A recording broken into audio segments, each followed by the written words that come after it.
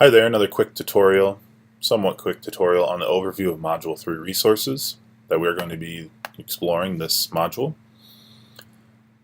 The big thing that we're going to focus on are supplemental resources, so things that are either paid for by the AEA, and if you are outside of the state, the AEA is an area education agency which provides support and services for local school districts. And there are several AEAs throughout the state to support different regions of the state. One of those major resources is Gale. So we are going to talk about Gale. We're going to be talking about PBS Learning Media. We're going to talk about Google Cultural Institute, and we're going to talk about Discovery Education. Now, again, the theme, is trying to focus on free resources, or at least tap into free resources that then can be shared to Google Classroom using the share feature. And really, once you start looking into these resources, you're going to find that there's a lot out there. There is plenty to add to your courses. Even if you don't want to go through the OER Commons or CK12 or Learn Zillion, there are tons of resources out there.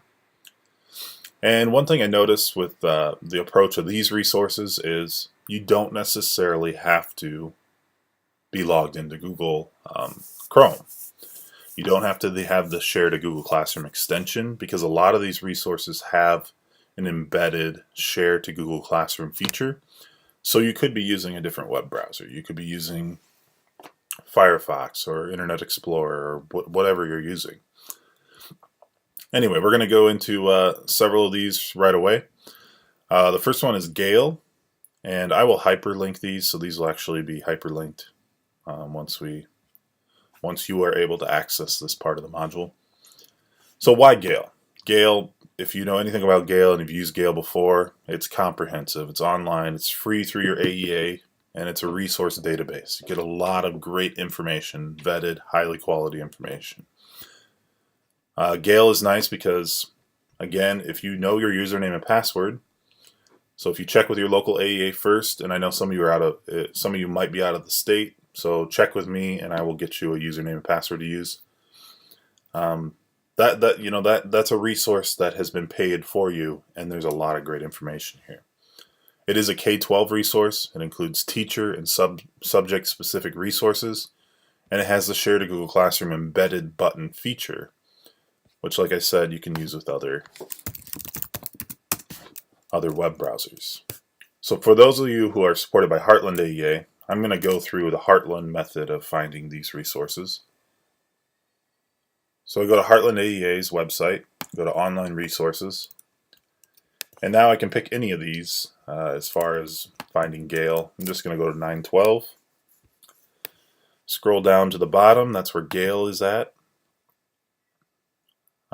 Here is the resource portal. You can start figuring out what type of resource you want. So I'm going to go to educators right now. I'm going to go to Academic One file. Put my password in.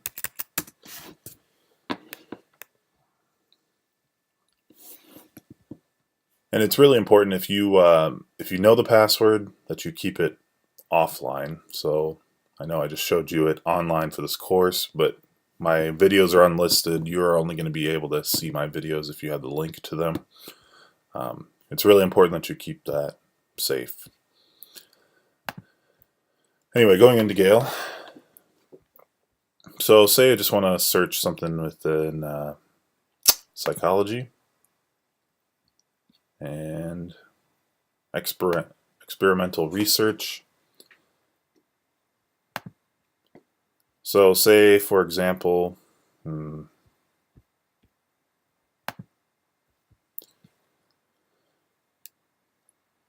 that article. Let's see. Psychology is not in crisis. This looks like a good one. Okay, so reading through the resource, yeah, I really like the resource. Now, part of Gale, you can get into your district login, but then the next step is having your own personal account. So I've actually signed in with Google. I've actually connected it to my Google account, and that's a perfect integration feature, because now that I'm logged in and say I want to share something to Classroom, you see the Classroom button up here. So maybe I want to take this resource, share it to Google Classroom. I can find my Classroom, and perhaps I want to ask a question about this resource. What do you think? I want it to be due May 20th, 11:59 p.m. And for this type of question, maybe I want students to offer a short answer response so I can have them reply to each other. I can start a forum based on this idea that psychology is not in crisis.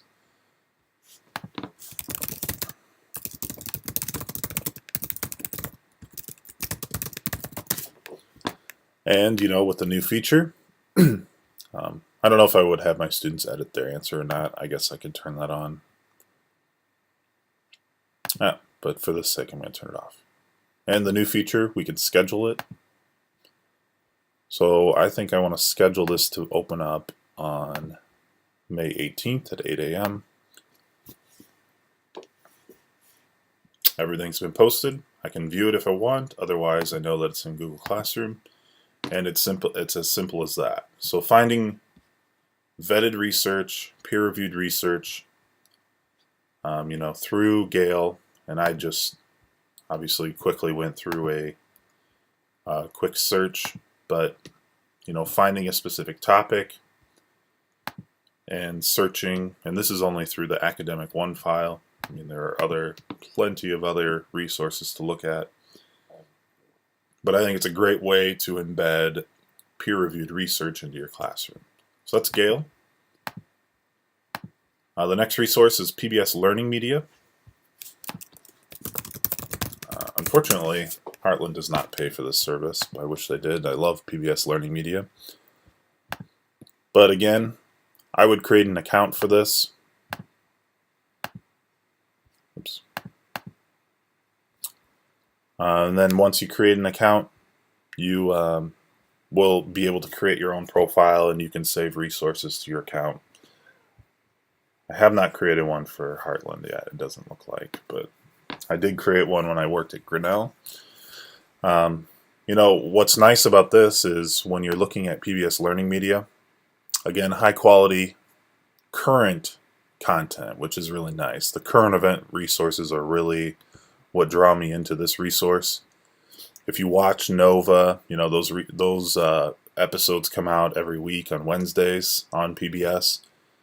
American Experience, Ken Burns, Nature. You'll see Nature episodes on Tuesday nights, I believe. But these resources are new and they're coming out, and then they're shared on the PBS Learning Media. So that's really it's a great resource to find current event type of research that's being done by PBS and those subsidiaries of PBS. There is a paid version of this, PBS Learning Media Custom. I don't know much about this. I just kind of learned of that, but the idea to customize your content and your instruction and your curriculum based on what they have, that's possible. So that's pretty cool. You have access to thousands of standards-aligned resources, and it has the Share to Google Classroom embedded button feature again. You don't have to use Google Chrome to embed something. So over here, maybe that sounds really interesting.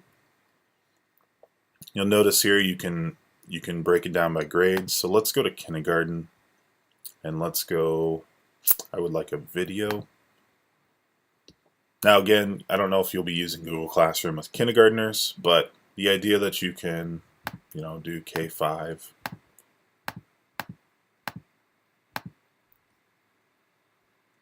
And we have so the decomposers, we have a video here. You break down the lesson, you see a rating for your lesson. You can look at your educational standards. All this, what you would see in a resource, you can do here. Let's say I really want this resource. Now I have my Share to Google Classroom button right here. Connected my account.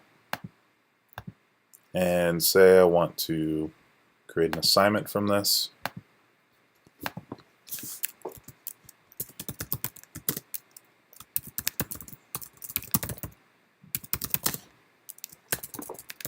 Spell decomposers correctly.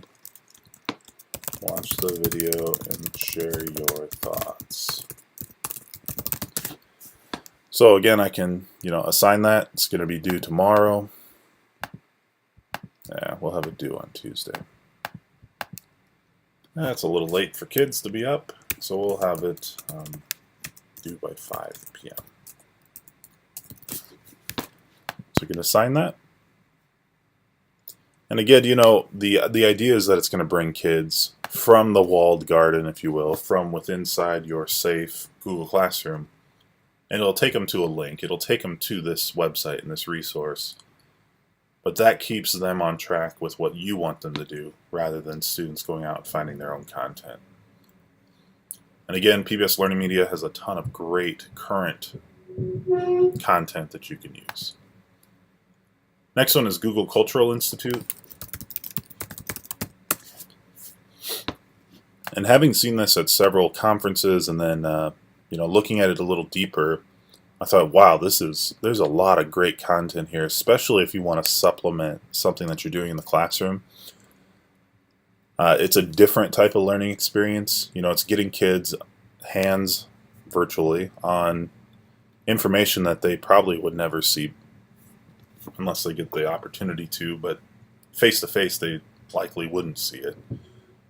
And so you have all these primary source materials here. There's millions of artifacts in one location. What I really like about it is you can dig deeper into a topic and you can do some excellent critical thinking activities surrounding even just one piece of artwork or one primary source document.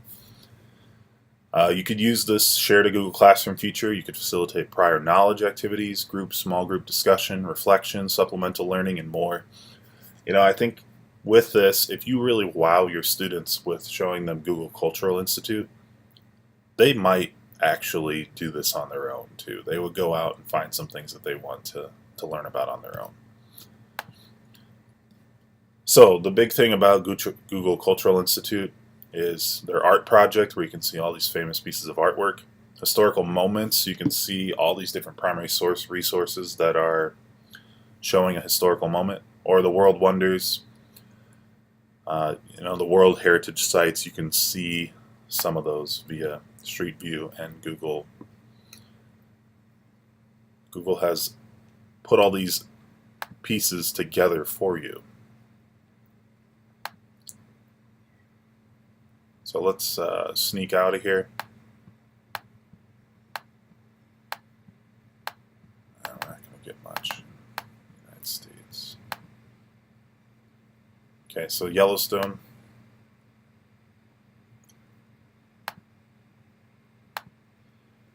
And so say you were doing a project on Yellowstone National Park and you wanted students to start looking through some of the artwork that has been created on Yellowstone, or you wanted them to start looking at like Street View, you wanted them to learn some of the information.